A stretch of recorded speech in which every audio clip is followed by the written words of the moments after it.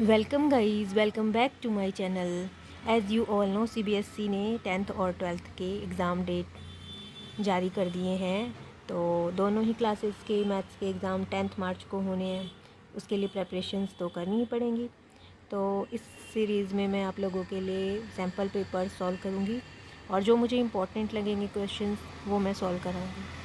सो 10th की maths में मुझे फर्स्ट चैप्टर रियल नंबर्स का एक इम्पॉर्टेंट क्वेश्चन मिला है जिसको आज हम सॉल्व करते हैं। क्वेश्चन है प्रूव दैट √2, √3, √5 आर इरेशनल। सो इसमें से √3 को इरेशनल प्रूव करेंगे हम। Let's get started. लेट √3 भी रैशनल। हम अज्यूम करेंगे कि √3 एक रैशनल नंबर है। अगर कोई भी नंबर रैशनल नंबर होता है तो उसको हम p/q की फॉर्म में लिख सकते हैं। अर्लियर क्लासेस में हमने पढ़ा है। So we can write it as √3 is equal to p/q where P and Q are को प्राइम्स। हमने अज्यूम किया है कि p/q की फॉर्म में हम लिख सकते हैं, लेकिन P और Q को प्राइम्स है। को प्राइम्स होने का मतलब है कि P और Q का HCF 1 है। दैट मीन्स इनका 1 के अलावा कोई भी कॉमन फैक्टर नहीं है। P और Q सिर्फ 1 से डिवाइड होते हैं और किसी भी नंबर से डिवाइड नहीं होते हैं। ओके अब हम अगर स्क्वायर कर देते हैं दोनों साइड्स का तो हमें मिलता है 3 is equal to p² divided by q²। That means 3q² is equal to p²। Let this be equation first. 3q² is equal to p²। इससे माइंड में क्या आ रहा है? 3q² is equal to p²।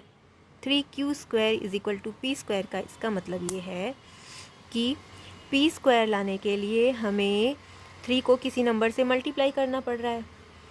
3 को किसी नंबर से multiply करके p² आ रहा है। इसका मतलब ये है कि p² को 3 डिवाइड करता है, क्योंकि 3 को किसी नंबर से हम मल्टीप्लाई कर रहे हैं तब हमें p² मिल रहा है।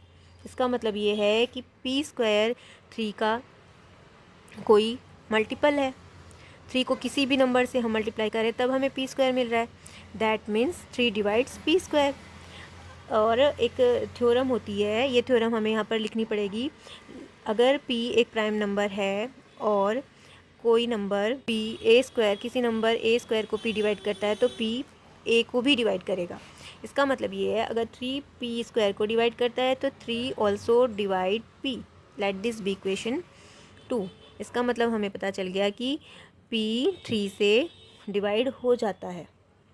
नाउ लेट अगर 3 p को डिवाइड करता है तो 3 में किसी नंबर को मल्टीप्लाई करने से p हमें मिल जाएगा। Let that number be c। So let 3c is equal to p। Now from equation 1 यहाँ पर हम p की जगह p की प्लेस पे हम पुट करेंगे 3c। सो 3q², ये था हमारा इक्वेशन फर्स्ट। तो p² की प्लेस पर हम 3c का स्क्वायर लेंगे। 3q² is equal to 3c²। That means 3q² is equal to 9c²। 3 से 9 डिवाइड हो जाएगा। That means q² is equal to 3c²। q² is equal to 3c²। What is this mean? q² is equal to 3c²। That mean 3 को किसी number से multiply करने पे हमें q² मिल रहा है। 3 को किसी नंबर से मल्टीप्लाई करने पर अगर q² मिल रहा है, इसका मतलब 3 डिवाइड्स q², क्योंकि कोई ना कोई नंबर होगा जिसको मल्टीप्लाई करने से हमें q² मिल रहा है। इसका मतलब है कि q² की टेबल में 3 है। That means 3 divides q²।